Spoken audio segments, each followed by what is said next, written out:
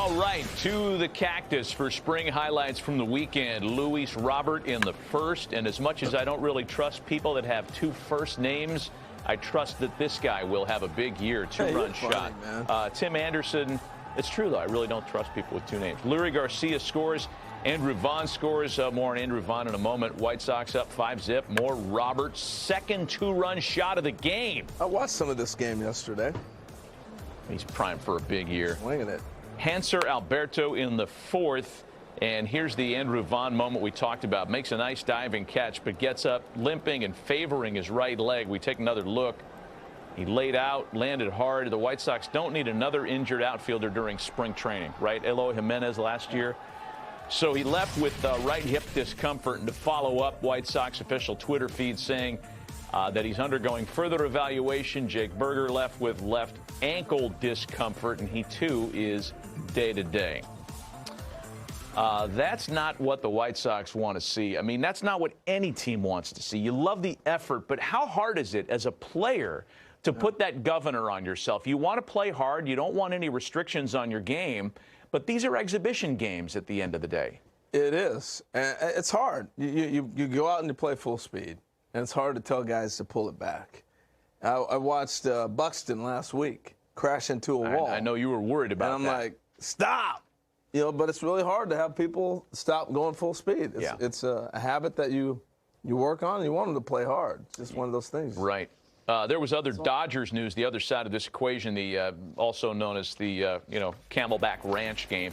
Dave Roberts gets a new deal in his 6 years as Dodger manager. His .622 winning percentage is the best in baseball over that period. He's done nothing but either win the division or go to the postseason in every season he's been in Dodger blue as a manager. A new 3-year extension for Dave Roberts. There's the winning percentage note. He's gone to the postseason all 6 years.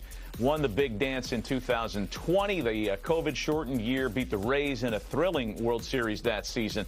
He's been a manager of the year. Why not long-term him? 3 more for Doc Roberts. And it kind of ends this cavalcade of managers. I mean, it ended it a while ago because Dave is so good. But between Lasorda and Doc Roberts, a lot of good baseball men were managing this team, but none of them really stuck around for too long. Jim Tracy had a decent 5-year run there.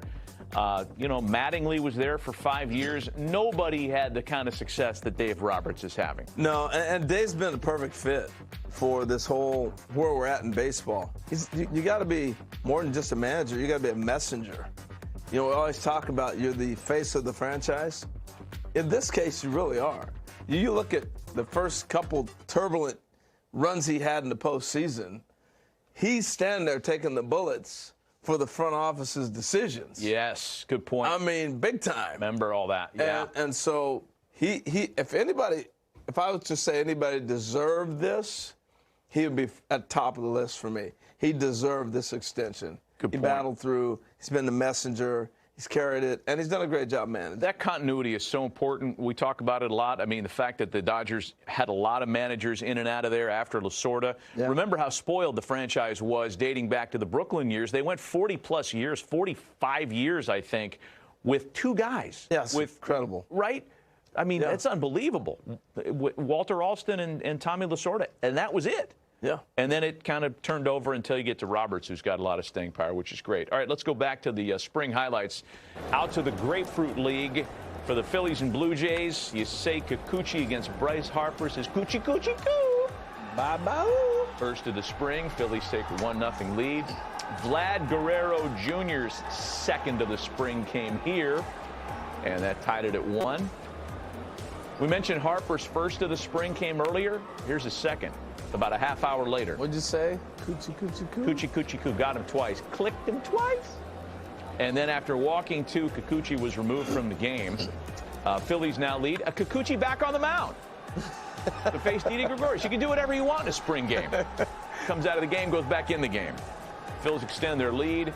Mickey Moniak, 2-run home run. He's a Moniak, oh no. More on Mickey in a moment. Teoscar Hernandez, which is Spanish for the Oscar Hernandez. And it's 10-5 Phillies. Punch the ball, though. Mickey Moniak, first overall a number of years ago. maybe it's his time. We love the kid. We've talked to him a lot on the show. Oh, yeah. Great heartbeat, comes from a good family, great work ethic. And you kind of root for Mickey. Maybe this is the year it happens for him. Well, to me it is. Look, when you draft somebody out of high school, it takes about 5 years. Not everybody's Bryce Harper or Tatis or Manny Machado. And that's been the standard we sit there and judge people by. Look at Mickey in high school, 18. This little skinny rascal doing everything. He had to grow into his body just like anybody else would. I mean, it is so noticeable. He was 165 pounds in high school. Now look at him. He's getting his man body on. This is a couple years ago during COVID when he finally got called up. You can see starting to grow into that body. And then I'll show you some spring video from this year as he continues to just grow and develop. I mean, this is the other day. This is this season. He looks like he's really matured into his. Go ahead, you're looking at something. What are you going to say? Neck down, he's Von Hayes, Phillies uniform. Yeah. Neck up, he's A.J. Pierzynski. He looks a little bit like a young A.J. Okay. Before A.J. got salty. Right. Well, I'm looking at the fact he's a little stud now. Look at that body put together. Yep. My point is, you got to let guys have a chance to develop. He's 23 years old now. So that means if he was in college, he would have just now been graduating last year. Yeah. You know, and he's already ready to Dude, crack. tell me that's not Pierzynski with a hockey player haircut. Yes. Like him. No way. Mock that up and edit, will you? Split screen that. No way. If Shahadi was here, she'd be pooping on my lookalikes. She always does. Oh, you're terrible. And now you're doing that. Oh, that's all I have. Kevin Bacon. Remember the Kevin Bacon one? Who was that? Kente Maeda? Yeah, he looks like they look alike. It's okay. I'm telling you, they look alike. We're going to bring that one. We're going to bring that back, too. We're going to build nearly missing the list this year. Christian Yelich, who, to 2020 was the third best player to second best player. He was the second best player. He slides now 91 spots from last year's ranking, where he was number 9 to number 100. Cody Bellinger, the same year that Yelich was number 2, was number 3 in all of baseball on this list. He's down 89 spots from last year's ranking to 99. Mike Lowell, is this where they belong? Well, considering their injuries, yes, it's where they belong because we got to take everything into account. Talent-wise, no, I think after 1 year, they could be back in the top 10 in this list. But when I look at Christian Yelich, for me, it's a health issue. You know, how chronic is his back? Is it a chronic thing, or is it something where he's just battling through it for the last couple of years? We look back at 2018 and 19, he was the best player on the planet, not named Mike Trout. Yeah. It was really incredible how he basically took the Brewers on his back, led them to the postseason, and he's just a talent that's different when he's healthy. Well, I think what we look for in both players is what is the future for both players, right? And when I look at Christian Yelich, I was lucky enough to cover David Wright through some of his great seasons, a back injury, and those tools being taken away because of that injury. And I don't want to see that happen to Yelich. David Wright was as good a player that you'd ever want in your organization. Yet he meant as much to the Mets as Yelich means to the Milwaukee Brewers. And you hope that down the road that Yelich will be able to fix that back issue and get back on the field and do what he did in 18 and 19. And then as far as Bellinger's concerned, did you watch him in the postseason? He was great. What happened? I mean, he was able to flip the switch, maybe having the days off. He was able to nurse that shoulder that he had operated on.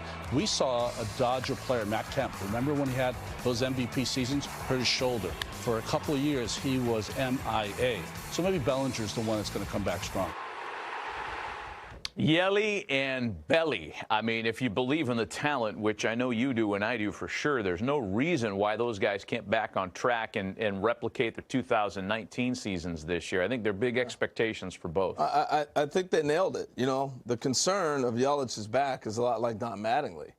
You know, when Mattingly's back went, and they talk about David Wright right there, very difficult in this sport to have a bad back. That's just so much torque going on. Bellinger, that was a shoulder rehab that didn't go right, didn't work right. As you saw him get stronger in his rehabilitation of the shoulder, the swing came back. I look for him now having a full off season and even extra weeks during the lockout to really come back strong this year. Yeah, wait a minute. Belly and Yelich were watched by Nelly. Man, that's getting hot that here, is man. enough to tie your Scotch-Irish tongue in knots. Don't sleep on the Nelly earring either. took in a Cactus League game. Watch the Brewers and Dodgers. Okay. So Keith Costas joins us for something he's created, Yelich, Belly, or Nelly. Keith, take it away. Well, guys, it's pretty straightforward. We've got 9 facts, either Yelich, Belly, or Nelly. Your job here is to decide which of the 3 it applies to. We First got a one telly. we'll start with here. Whose brother was a 29th round pick of the Braves back in 2015, played 2 years in their system? Yelich. I was going to say Belly. Belly. Matty, you're correct. That would be Yelich. Christian Yelich. Colin Yelich was a catcher, lasted 2 seasons. Christian signed the big contract, and I think he got on his coattails and said, that's enough minor league life for me. Interesting.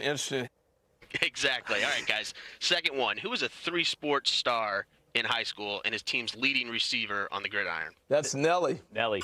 Nelly, that's correct. University City Lions, right outside of my hometown.